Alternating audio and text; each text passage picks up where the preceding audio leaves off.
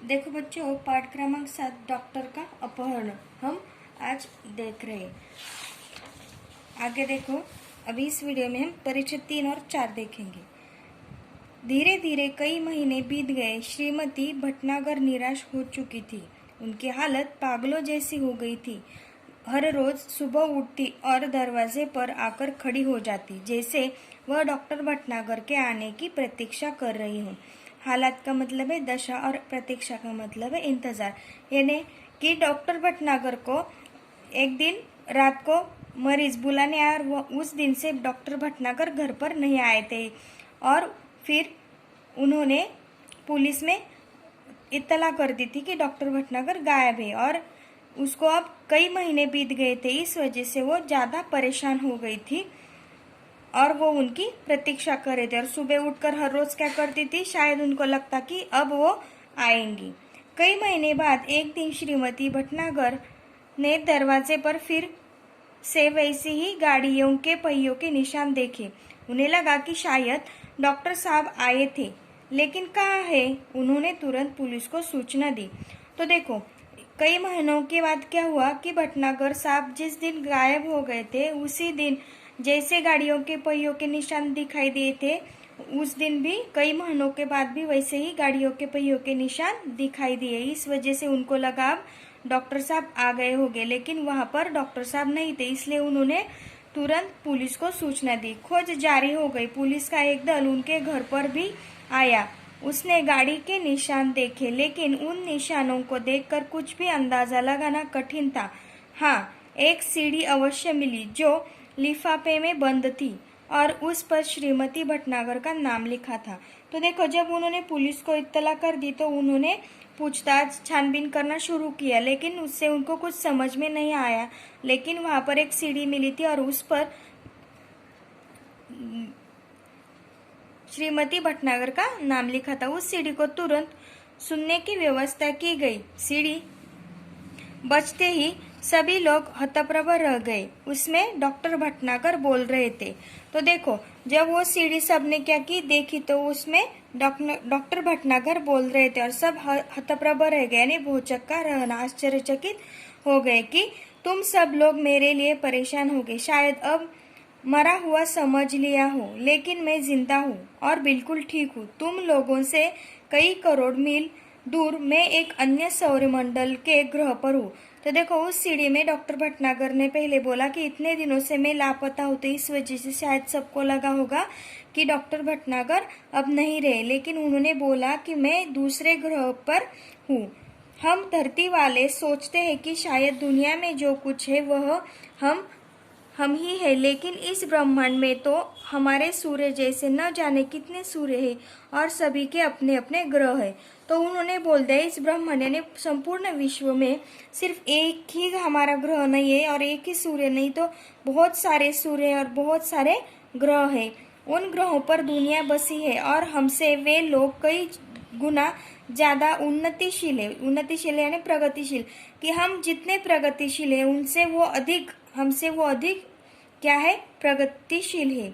मुझे यहाँ आकर अपने परिवार, मित्रों, देश और पृथ्वी से दूर का दुख तो बहुत ज्यादा है, लेकिन इस बात की खुशी है कि मेरा यह भ्रम जाता रहा कि दुनिया में सिर्फ हम ही है। मुझे उम्मीद है कि पृथ्वी के लोग मेरी इस बात से कुछ सबक लेंगे। तो देखो, उन्होंने बोल दिया कि उनको अपने परिवार मित्रों की याद तो आती है, लेकिन उनका ये भ्रम भी दूर हो गया कि दुनिया में सिर्फ हम है, हमारे अलावा भी बहुत दुनिया है। और सबक यानी शिक्षा, कि वो जो बात बताने वाले हैं उससे हम पृथ्वीवासी क्या लेंगे, सबक लेंगे। तो देखो, वो क्या बताने वाले हैं, तो सुनो।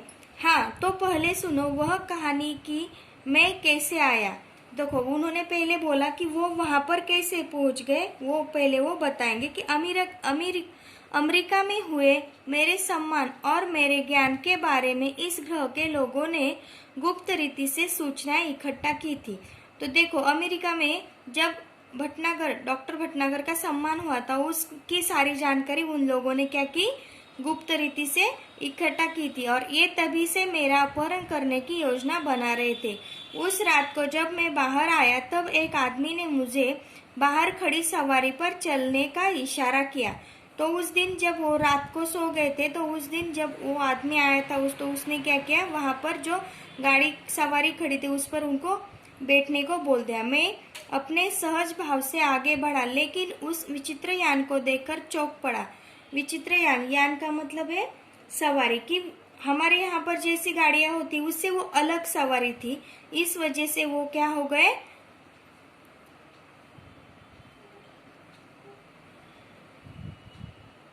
चौंक पड़े थे। इसके पहले कि मैं कोई विरोध करता या भागने की कोशिश करता, 3 लोगों की मजबूत बाहों ने मुझे जकड़कर यान के अंदर डाल दिया। तो उन्होंने उस सवारी, अजीब सी सवारी को देखकर भागने की कोशिश की, लेकिन उन लोगों ने उसको पकड़ लिया। यान तेजी से घूमकर सू सू की आवाज करता यान हुआ आसमान में उड़ गया। तो उस यान की आवाज सुसु, यानी कि जब हम गाड़ी की आवाज करते तो गाड़ी की आवाज अलग आती है, लेकिन उस यान की आवाज अलग से आ गई और वो वहां से उड़ गई। घबराहट के कारण मैं बेहोश हो गया था और जब मुझे होश आया तो वह यान इस ग्रह पर पहुंच चुका था। तो इस वजह से क्या हुआ, जब वो उस यान में बैठकर वो यान घूमकर निकल गया तो वो क्या हो गए, बेहोश हो गए, और जब होश आया तो वो दूसरे ग्रह पर पहुंच गए थे।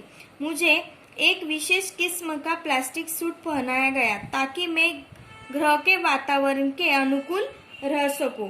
तो उन्होंने क्या किया कि उनके वहां का ग्रह और हमारे यहाँ के ग्रह का वातावरण कैसा है, अलग है, इसलिए उन्होंने वहां के अनुसार उनको प्लास्टिक का सूट पहनाया।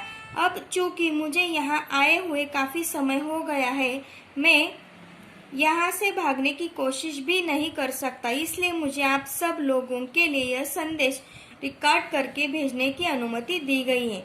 तो देखो, चूंकि यानी कि क्योंकि उनको बहुत सा समय हो चुका था कि वहां पर गए हुए और वो वहां से भाग नहीं सकते थे, क्योंकि अगर हम इसी ग्रह पर होते हैं तो हम किसी तरह से आसानी से हम अपने घर पर पहुंच सकते, लेकिन वो दूसरे ग्रह से उनको इस ग्रह पर आने के लिए आसान नहीं था, इसलिए वो ये बात समझ गए और उन्होंने क्या किया, उनको अनुमति मांगकर उन्होंने अपना संदेश रिकॉर्ड करके आपको भेजने की कोशिश की।